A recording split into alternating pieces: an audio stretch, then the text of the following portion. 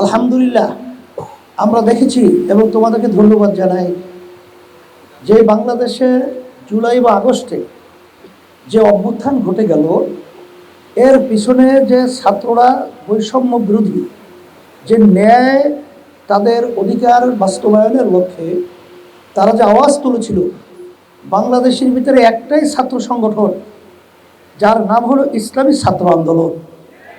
তারা কিন্তু তাদের ব্যানার নিয়ে ন্যায়ের পক্ষে অন্যায়ের প্রতিবাদে তারা কিন্তু জানের ঝুঁকি নিয়ে তারা রাজপথে তারা কিন্তু আওয়াজ তুলেছিল।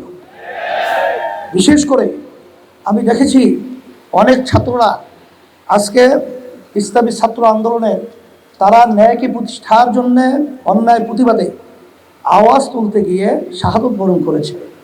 আমরা দোয়া করছি আল্লাহ তাদেরকে বেহেশতের উঁচু মাকাম আল্লাহ দান করুন। অনেক ছেলেরা পঙ্গুত্ব বরণ করেছে, অনেকের চোখ হারিয়েছে। সেদিনকার আমি যখন চিটাগাঙে গেলাম, তখন আমাদের একটা ছাত্র, সে আমার সামনে স্টেজে আসলো। ও দুই চোখ দেখে না। ও আইসে যখন বক্তব্য রাখছিল তখন চোখে পানি রাখা যায় না। যে কি করুণ দৃশ্য, আল্লাহ তাদের চোখে পুরোপুরি ভালো করে দেয়। আজকে আপনারা দেখেছেন ছাত্ররা এই দেশকে গড়ার জন্যে তাদের জীবনকে উৎসর্গ করে দিয়েছিল। আজকে বৈষম্য দূর করার জন্যে আজকে ছাত্ররা যে আওয়াজ তুলেছিল ইসলামী আন্দোলন বাংলাদেশ, তাদের এই আওয়াজের সাথে ন্যায়ের পক্ষে আমরাও রাজপথে ব্যানার নিয়ে তাদের পাশে ন্যায়ের পক্ষে অন্যায়ের প্রতিবাদে আওয়াজ তুলেছিলাম।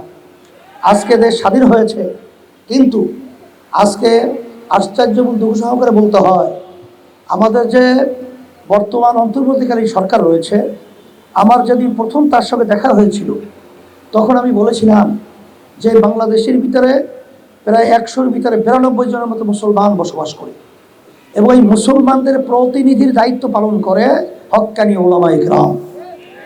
আপনারা যখন কোনো পদক্ষেপ গ্রহণ করবেন, কোনো কথা বলবেন, এদের বিরুদ্ধে যেন না যায়, এই বিষয়টা কিন্তু বিশেষ করে আপনারা লক্ষ্য রাখবেন। এটা প্রথম অবস্থায় কিন্তু আমি প্রধান উপদেষ্টা ডক্টর ইউনূস সাহেবকে বলেছিলাম। শুকরিয়া, তিনি আচরণগুলো আলহামদুলিল্লাহ অনেকটা ভালো, কিন্তু আজকে যে উপদেষ্টা যাদেরকে নিয়োগ দেওয়া হয়েছে তার ভিতরে কিছু উপদেষ্টা যেটা নাকি আমাদের দেশের জনগণের মনের এবং তাদের চিন্তার বিপরীতে। একটু আগে যে বলেছিলেন আমাদের ফয়জুল করিম মুফতি সাহেব, যে ফারুকী সাহেব, সেখানে বৈষম্য বিরোধী ছাত্র আন্দোলনে যারা নাকি জীবন দিয়েছে, রক্ত দিয়েছে এবং যারা নাকি প্রতিবাদ করেছিল, তারাও কিন্তু এই উপদেষ্টার বিরোধিতা করেছে। তার বিভিন্ন দিক থেকে সে আমাদের দেশের জন্য উপদেষ্টা হওয়ার যোগ্যতা তার কিন্তু নাই। সারা বাংলাদেশের রাজনৈতিক দল বলতে সবাই মুখ এ ব্যাপারে খুলেছে তার প্রতিবাদে, আমরাও খুলেছি, কিন্তু অন্তর্বর্তীকালীন সরকার এ ব্যাপারে তো কোনো পদক্ষেপ গ্রহণ করেন নাই। এটা কিন্তু আমরা আজকে আমাদের এই সম্মেলন থেকে এইটা আমরা এক কথায় বলবো, এটা আমরা ভালো নজরে দেখি নেই।